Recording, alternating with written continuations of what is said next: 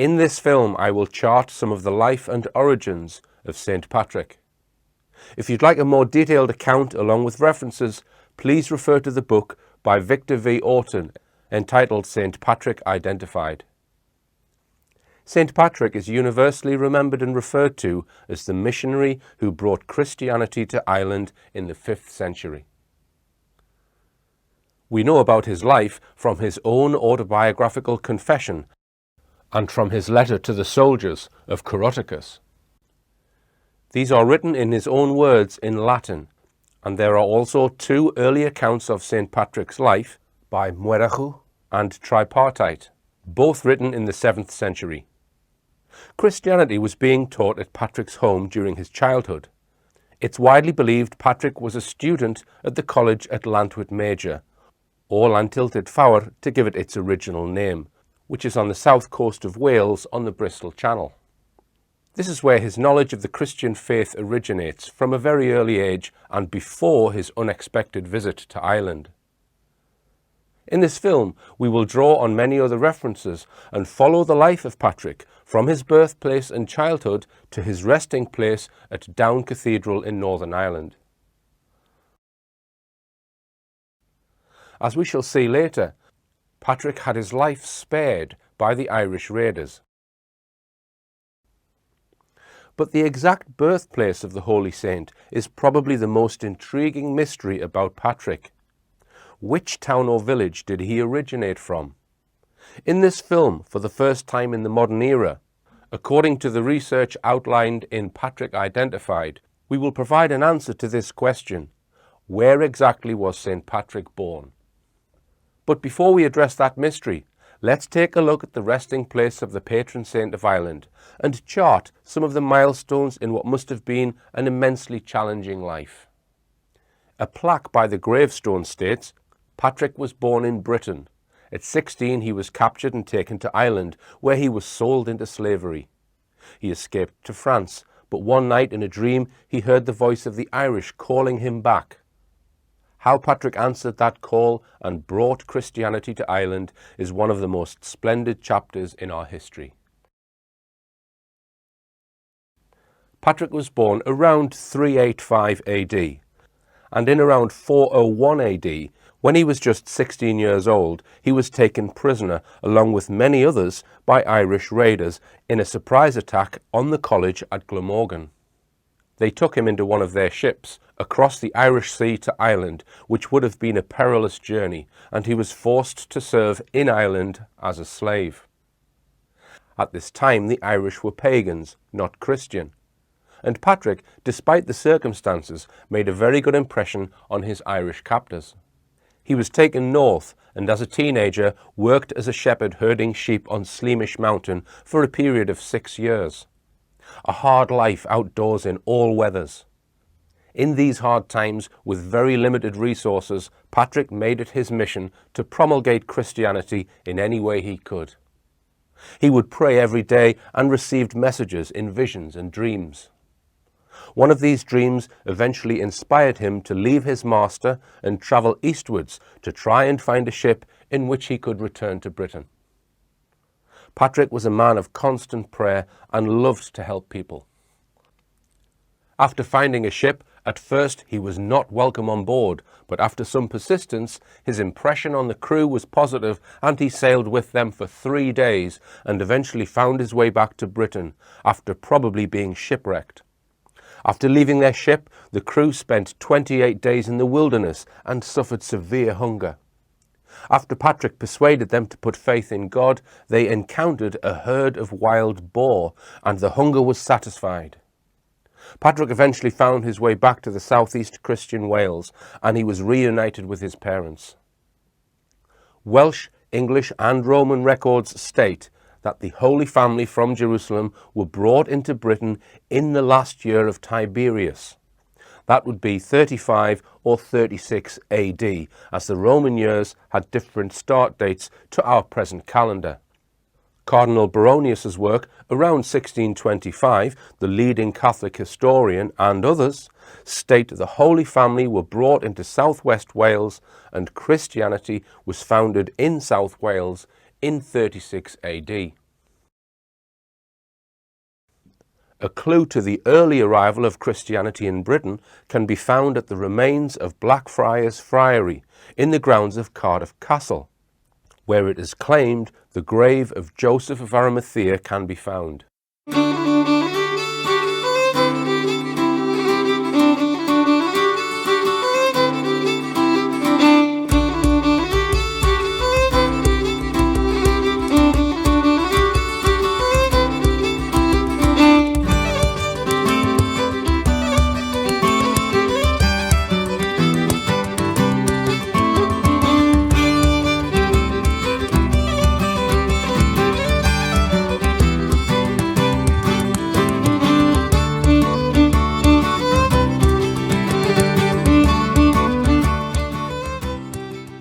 Joseph of Arimathea has strong connections and links with St. Patrick.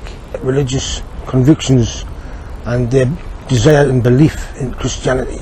It was founded in 36 AD and it was repromulgated in about a century later, approximately.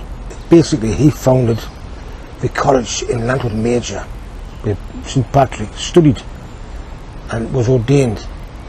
And this grave is in the Hellman's position on the southwest corner of Old St. Mary's Church. Consistent with the biblical references, the nave is Latin for ship, and it would be the stern in the starboard position. The tradition was an oversized oar on the side to steer it in the position in the Christian tradition. A superstition they had to lead the ship towards garden safety in the period.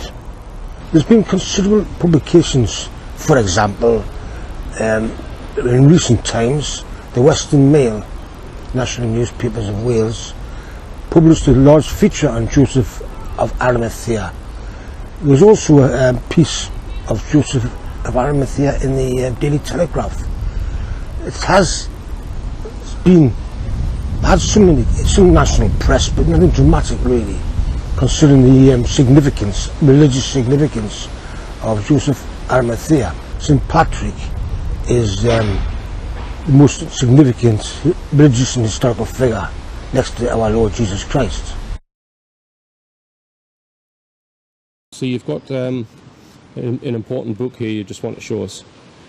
Yes, it's The Life of St. Patrick by J.B. Berry, one of the most respected historians of the period. I will quote a relevant passage from this. As you can see, it's a book of great antiquity. Relevant passage here. In the life of St. Patrick, it was fortunate for me that my friend Professor Gwynn was engaged at the time on a diplomatic edition of the records contained in Coda Oromia-Vigacis, which constitute the principal body of evidence, with a generosity which has placed me under a deep obligation. He put the results of his labour on the difficult text at my disposal, and I have had the invaluable help and stimulus of constant communication with him in many critical problems arising out of the text of these documents.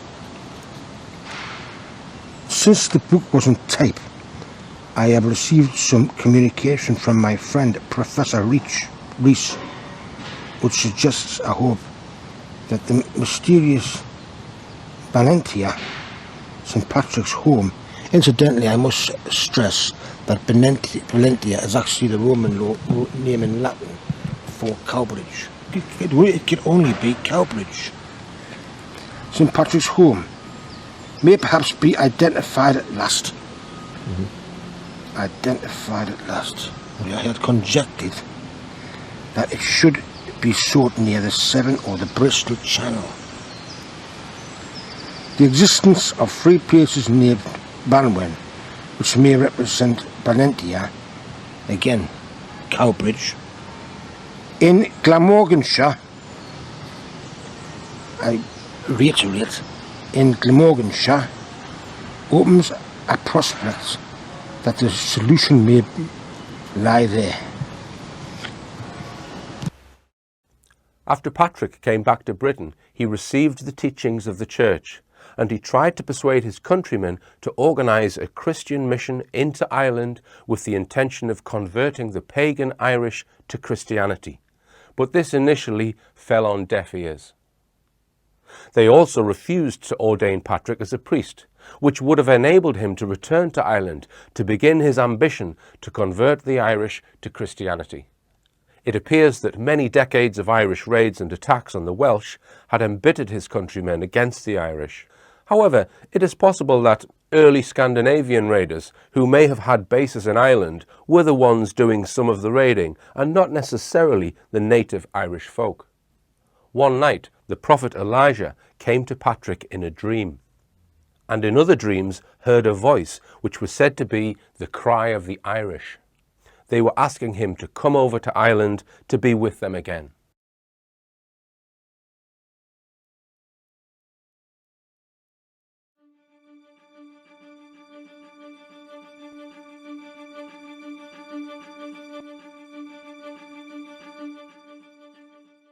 Splendid, majestic, it's awesome. People obviously come from all over the world just to see this cathedral, St. Paul's. Before this splendid cathedral was built from 1675 by Christopher Wren, the previous one had been destroyed in the Great Fair of London. But before that, there had been several cathedrals over the ages, going back to apostolic times. Emperor Valentinian III, between 425, 455 approximately, that was his reign, complemented St. Patrick's quest for Christianity and promulgation of Christianity. And this was confirmed by Rome with Deacon Palladius. And St. Patrick had a burning ambition, a mission to promulgate Christianity. He came to the United Kingdom, came to St. Paul's. Before he went to France, he went to France, the Loire Valley area of France. After coming to St. Paul's, we're talking about the era of Valentinian III, who was instrumental in supporting St. Patrick, as well as Constantine, King Constantine of the Roman Empire. Rome was at that time, Rome was the power, the great central. Rome was the powerhouse of the world, the Roman Empire. If whatever Roman Empire ordained went, St. Patrick had, through the High Kings of Ireland, St. Patrick had their approval. This went on long after Patrick died, and was what made Christianity what it is today, after centuries of persecution and wars. Patrick set off for Gaul, or France, where Christianity was being established and which was largely Christian at that time, and embarked on further Christian training and teaching. He travelled to monasteries in Brittany and Normandy, and on his way to France is believed to have stayed in a hermitage on the south coast of Britain, here in Rottingdean, before taking his voyages.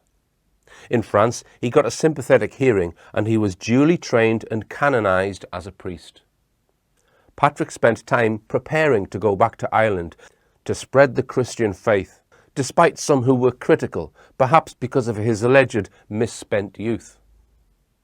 He felt that, although his initial time in Ireland had been hard, it was this hardship that had taught him much, and that he could use to help others.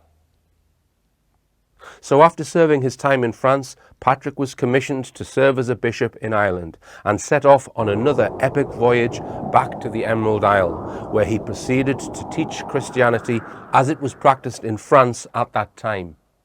Mwerechu tells how Patrick landed at Inverslane, identified with the river called the Slaney, which suggests he landed at Wexford in southern Ireland. This is believed to have been in around 432 AD, when Patrick by now would have been about 47 years of age. This marked the start of another journey as a bishop to bring the gospel to thousands who had not heard of Christ to the farthest, most western edge of Europe. Patrick described his pastoral work of preaching and visiting as hunting and fishing. He hunted after people, and he was concerned for their bodies and souls. He fished patiently for them, looking for a good catch. He tried to persuade them toward God and Christ, to a way he believed was a better way. One enduring myth is that he banished the snakes from Ireland. This surely is a reference to Druidic religion and beliefs held by the people of Ireland before Christianity came to town. Patrick won the confidence of the Irish kings, including the High King of Lisle. He gained their trust with his practical logic and persuasive personality. Some of those meetings may have been held here at the ancient hill of Tara. After arriving in Ireland, Patrick visited his old master near Sleamish. He then returned to Mag Innis, now Lee Cal, where he began to spread the faith. Tirachan and Werchu describe how Patrick converted many women to Christianity, in particular royal and noble women. Tirachan's account suggests that many early churches were combined with nunneries, founded by Patrick's noble female converts. Patrick established many churches in Ireland and baptized thousands of people. As I mentioned earlier, Patrick returned to Lee Cal after visiting his old master at Sleamish. Lee Cal is on the northeast coast of Ireland and is the primary location of Patrick's activities while involved in his mission. I've marked some notable locations on the map, with Sleamish to the north that I've already mentioned. Struel Wells is a remarkable complex of holy wells set in a secluded rocky valley along the line of a southeast flowing stream. Though known as St. Patrick's Wells, the association is traditional rather than historical, arising from the nearness to Saul. We know that springs and streams were important in pre-Christian and pagan religion, and wells were prominent in early accounts of St. Patrick's work. Fresh drinking water is always important, and Patrick provided many wells and water fountains for the people. The name Struel comes from struthair, meaning stream, and enters history in the 1306 taxation, where the chapel of Strow Hill is listed, and some medieval stones survive on the site. It seems to have been a place of pilgrimage in the Middle Ages. In 1517, an Italian bishop reported a stream which gushed out of the mountain and fell down into an open building, which could be Struel. There is an account of the site by Father Edmund McKenna in about 1643, and another by Walter Harris in 1744. The pilgrim route included St. Patrick's Chair or Bead on the valley side. But around 1800, Struel was becoming the scene of disturbances, and by the mid-19th century, the wells were less visited. Pilgrims came especially on Midsummer's Eve and on the Friday before Lammas.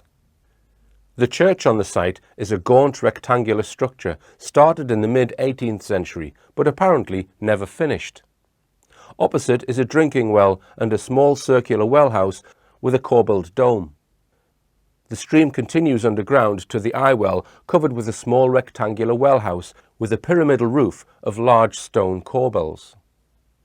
The underground stream runs onto the men's bathhouse, a rectangular stone-roofed building with 3 rooms.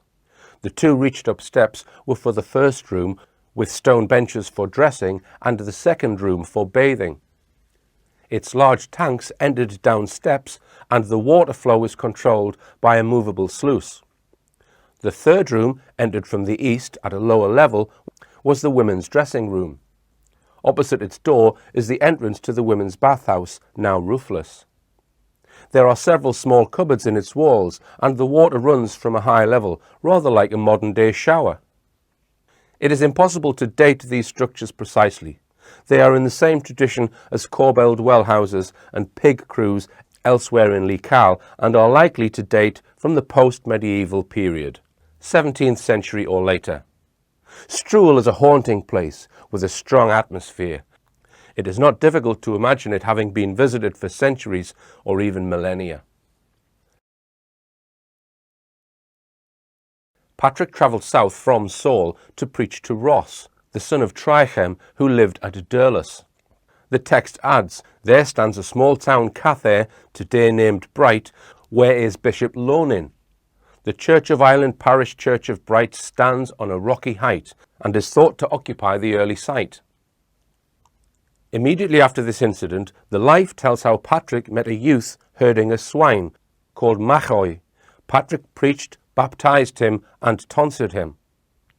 This was Machoi of Nendrum at the Island Monastery in Stranford Loch, where there are extensive early remains.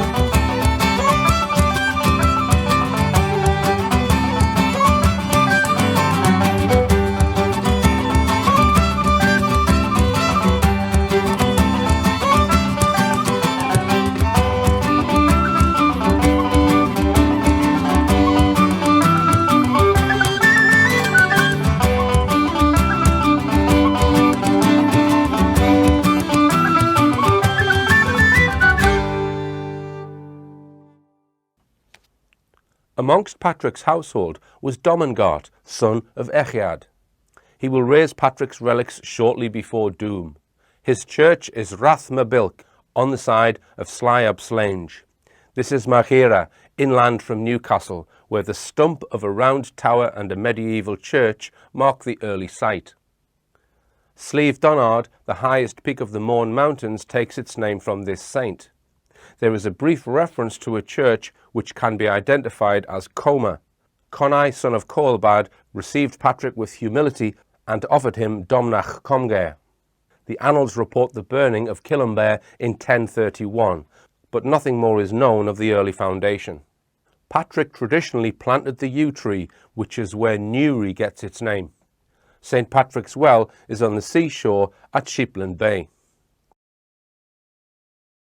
When Patrick was close to death, he was told by an angel to return to the place from which you came, that is, to Saul, where he died.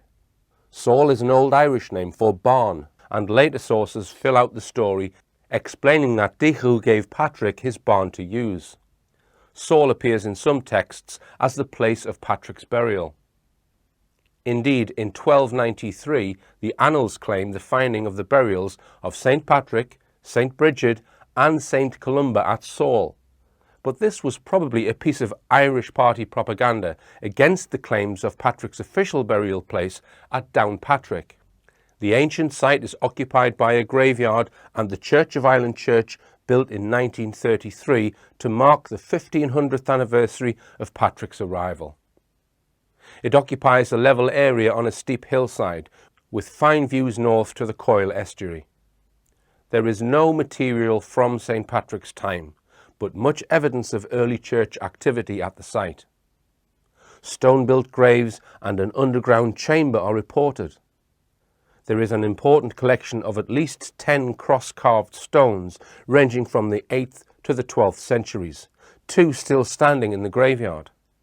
In the northwest part of the graveyard are 2 small rubble-built, stone-roofed structures. One is used as a vault and rendered, but the other is clear. There is a tradition that Patrick used this tiny space as a cell, but the cell is unlikely to be earlier than the 11th or 12th century.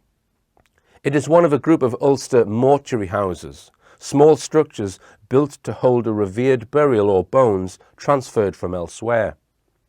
Similar houses can be seen at Bangor and Bovavar in County Londonderry, and very like Saul at Moville in County Donegal. In the mid-12th century, St. Malachy introduced Augustinian canons at Saul. From the medieval period, there is a gable wall just west of the present church and a coffin lid built into one of the gateposts south of the church. Saul's medieval history was stormy, but the abbey continued until the 1540s when it was dissolved. The ancient site had continued in use for burial and Church of Ireland parish worship. Muirachú wrote that when Patrick's hour of death was approaching, Patrick received the sacrament from Bishop Tassach. Later sources said that Tassach was one of Patrick's craftsmen.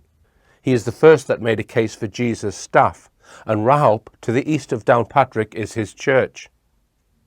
This refers to the enshrining of the precious crozier, the Bachal Isu, one of Ireland's chief relics until its destruction in 1538. Calendars record Tassach's festival day on the 14th of April. Nothing more is known until 1306 taxation, in which the church of Rahulp is listed.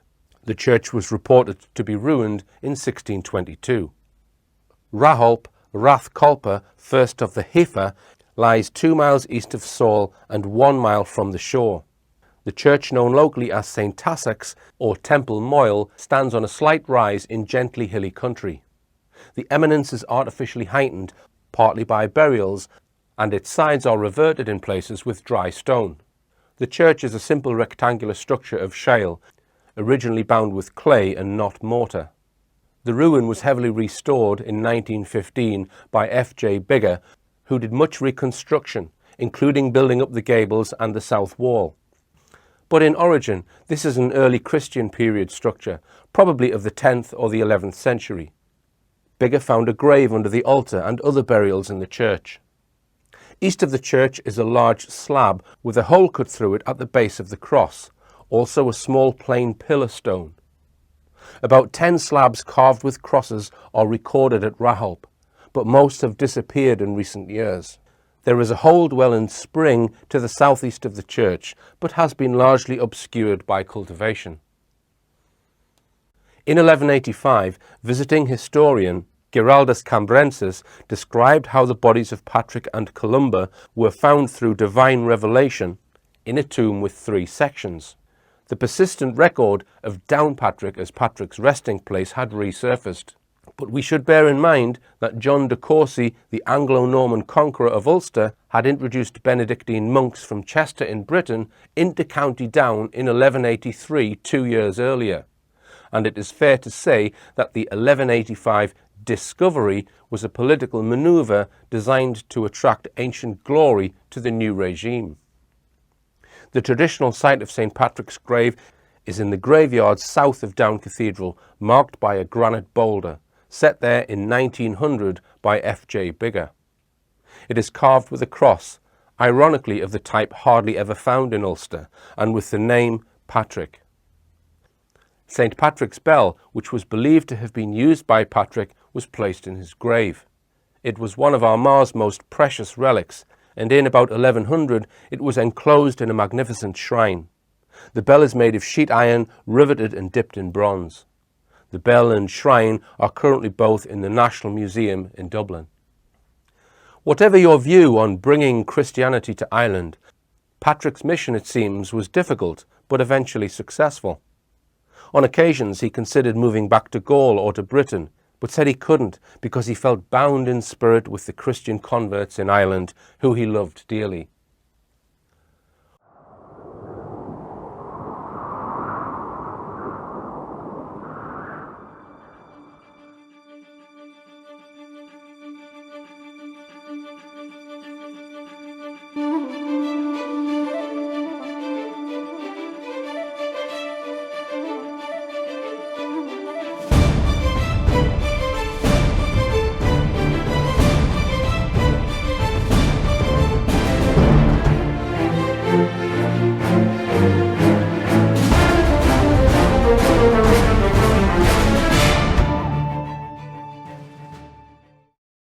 Well, first of all, as you can see, it's majestic Gothic style, beautiful architecture, starting around 1195, completion dates around 1340. The Midlands, England, Wales was a big part of this. Firstly, the old kingdom of Mercia is the Midlands. It was the old kingdom of Mercia. The Irish kings actually traded with the English, and Patrick was instrumental in bringing Christian faith and a whole multitude of churches and cathedrals in the United Kingdom. Substantial amount of evidence in the Midlands, throughout the Midlands.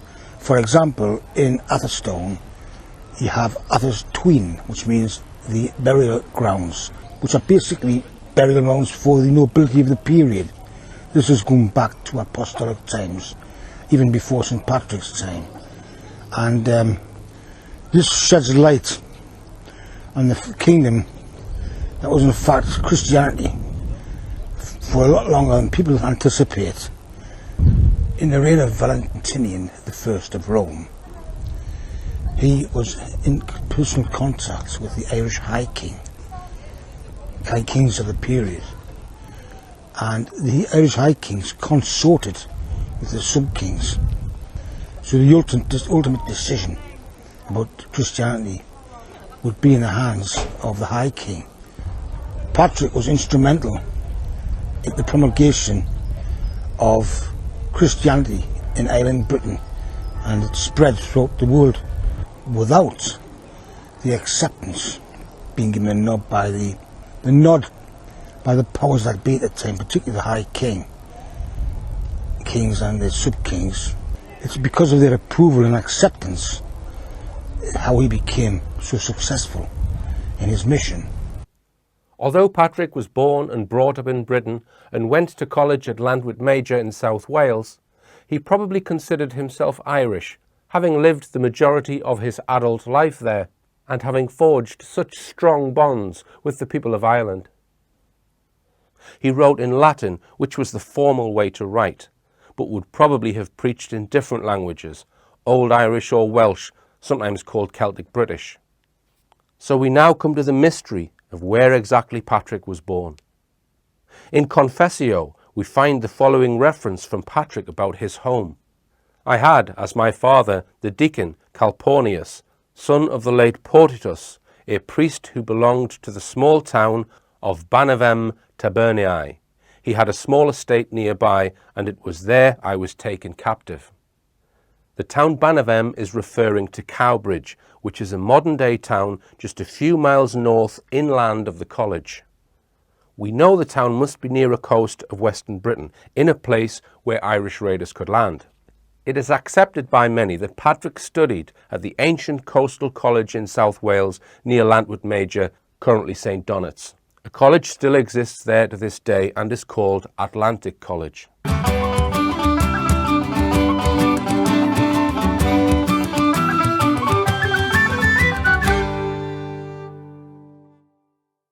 It is well referenced and recorded by authors too numerous to mention about St. Patrick's association and links with South Wales.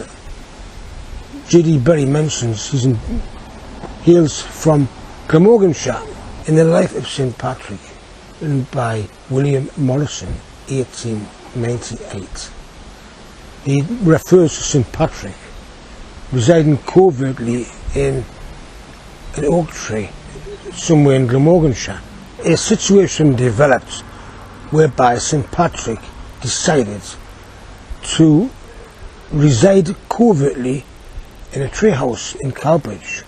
This was a necessary precaution. However, the Irish left no stone unturned. He was captured, made a slave, taken to Ireland.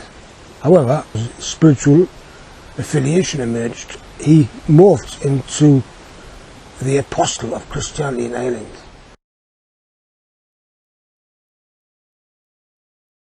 It stands to reason then that Patrick's home may have been somewhere near this site.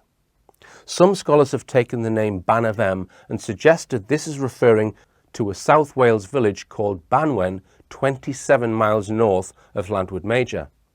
However, much closer than Banwen, just 5 miles north of Llantwit Major, is a town called Cowbridge, Welsh name Ibon Vain, and there is a small hamlet nearby named Tair Onen.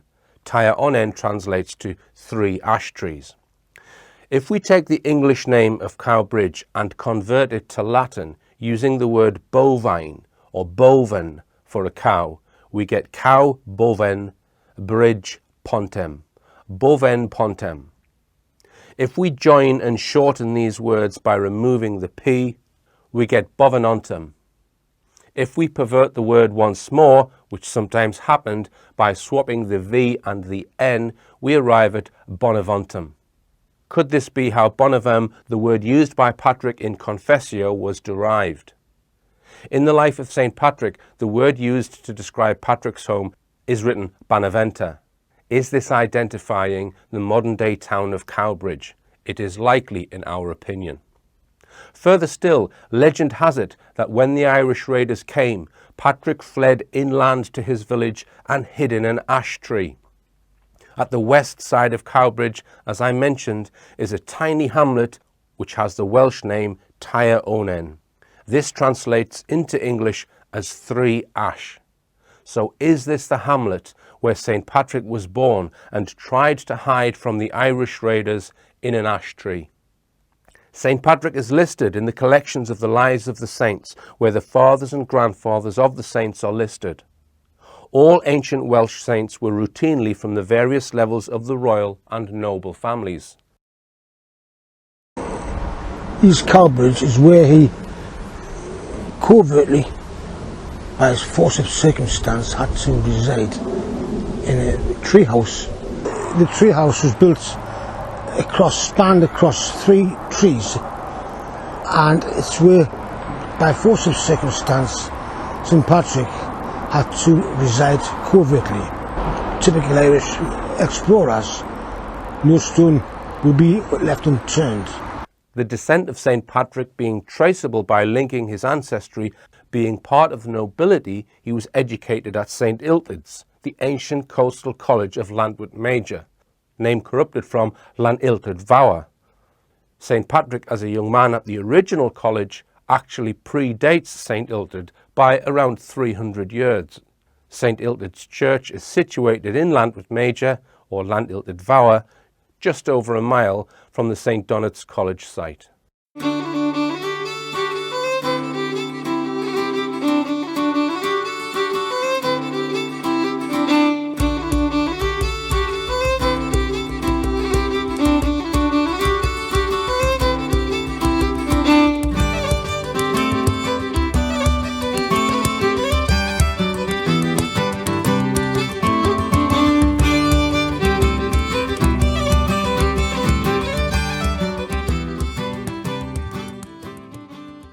I find this church absolutely tranquility itself, going through the blues and reds of the interior.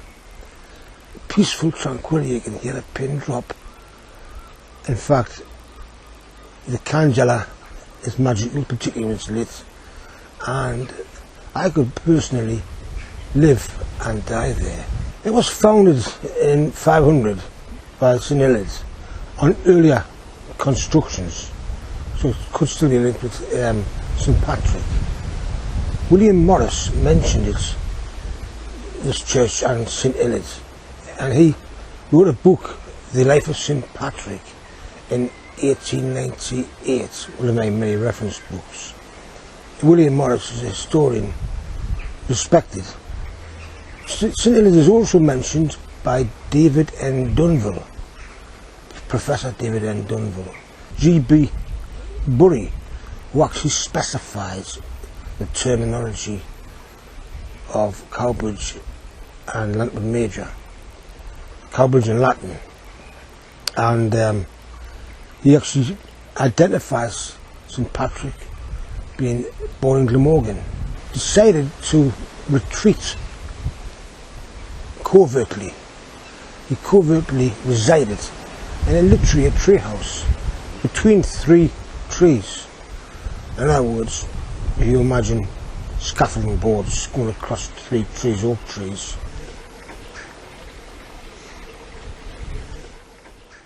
Many modern-day churches in England are now named after St. Patrick, like this one in the northeast. The Brandling family of Felling were staunch Roman Catholics, and by 1840 there were thousands of Catholics living in Newcastle. This church was opened in 1842, recently settled Irish folk doubled the congregation, and the men volunteered to improve and develop the church in their own time. For example, they added to the presbytery. Father Kelly's church became the envy of Newcastle. Plans had been drawn up by Newcastle's architect Charles Walker, and the new church was reopened on St. Patrick's Day in 1895.